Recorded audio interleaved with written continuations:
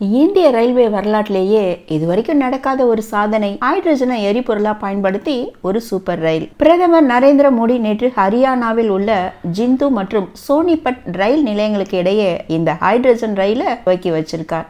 இது வரைக்கும் நிலக்கரி, டீசல் அப்புறம் மின்சாரத்துல இயங்கிய ரயில் இப்போ ஹைட்ரஜன் மூலம் இயங்குதுங்க. இங்க புகைக்கும் பதிலா நீராவி மட்டும்தான் வெளிவரும். மேக் இன் இந்தியா திட்டத்தின் கீழே 3200 HP கொண்ட 8 பெட்டிகள் இருக்கிற ரயில தயாரிச்சிருக்காங்க. ஒரு நாளைக்கு கிட்டத்தட்ட 300 கிலோ ஹைட்ரஜன் தேவைப்படும். இதுல சுமாரா 682 பயணிகள் பயணம் செய்யலாம். அதிகபட்சமா 140 கிலோமீட்டர் வேகத்துல செல்ல முடியும். ஜெர்மனி தான் 2018 உலகில் முதல் ஹைட்ரஜன் ரயில தயாரிச்சது. அதுக்கப்புறமா ஜப்பான், சீனா, அமெரிக்கா நாடுகள் வரிசையில இந்தியாவும் இப்போ இணைஞ்சிருக்கு. சுற்றுச்சூழலை மாசுபடுத்தாத இந்த தொழில்நுட்பத்தை பத்தி நீங்க என்ன நினைக்கிறீங்கன்னு கமெண்ட்ல சொல்லுங்களேன்.